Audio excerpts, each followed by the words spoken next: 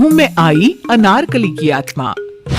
मीरा एक बूढ़ी बहू और घर में सबका ख्याल रखने वाली लड़की थी, लेकिन एक दिन अचानक मीरा का पति संजय कहता है, अरे मीरा, अभी तक सो रही हो? उठो, मुझे ऑफिस जाना है और आज तुमने चाय भी नहीं बनाई। मीरा धीरे धीरे आंख खोलती है और जोर जोर से हंसने लगती है। अरे जहां अपना, आपने ये क्या पहना है? ये वस्त्र वैसे शोभा दे रहे हैं ये आप पर। संजय हैरानी से मीरा की तरफ देखता है। वस्त्र? क्या हुआ इन वस्त्रों को? I mean, इन कपड़ों को? आप ये किस भाषा का प्रयोग कर रहे हैं जहां अपना? अरे यार, ये क्या जहां अपना लगा रखा है? जाओ चाय लेकर आओ। मीरा उठकर किचन में जाती है और रूह अफ़ज़ा लेकर संजय के पास आती है। जहां अपना, कनीज हाजिर है आपका पेय पदार्थ लेकर। संजय मीरा को देखकर हैरान रह जाता है। उसने बिल्कुल अनारकली जैसे कपड़े पहने होते हैं। वो जोर से चिल्लाता है, माँ, कहाँ हो? जरा कमरे में तो आओ। संजय की माँ कमरे में आती है और मीरा को देखकर हैरान रह जाती है। लेकिन मीरा तो सास को देखकर पागल सी होकर संजय के सामने जाकर खड़ी हो जाती है और कहती है, नहीं नहीं, जालिमा बहू नहीं, आप लाख पैरे लगा दे, लेकिन मुझे सलीम का होने से रोक नहीं सकती। सलीम, मैं आपको मरने नहीं दूंगी। संजय मीरा की बात सुनकर रोने जैसा हो जाता है। अब ये सलीम कौन है? हाय रे, मेरी मीरा का चक्कर कहीं और चल गया क्या? सास जोर से डांटती है, अरे चुप रहो, दोनों ने नौटंकी लगा रखी है। तेरी बीवी के अंदर अनारकली की आत्मा घुस गई है।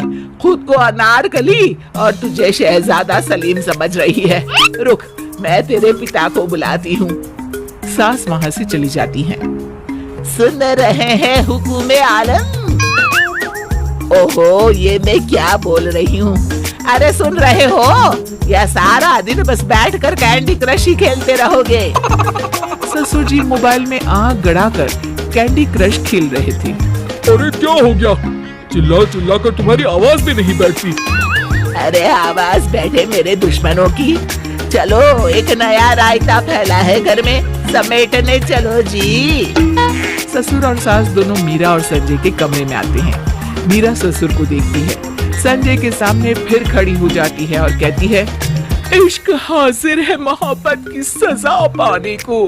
कोई पत्थर से न मारो मेरे दीवाने को।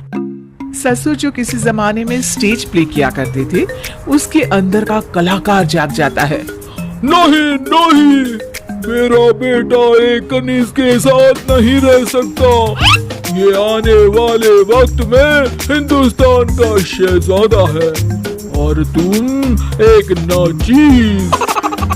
सास सर पर हाथ रख लेती है और फिर जोर से चिल्लाती है, अरे सी ग्रेड के फिल्म के डी ग्रेड आर्टिस्ट, बहू के अंदर अनारकली की आत्मा है। जाओ, जाकर किसी झाड़ फूक वाले बाबा को ले आओ।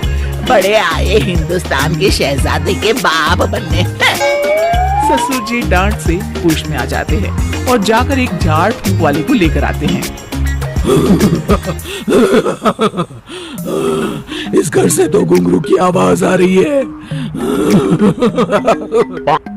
फिर धीरे से कान पर हाथ लगाते हुए कहते हैं, ओ, तबला और सारंगी भी। अरे ये क्या कह रहे हैं बाबा?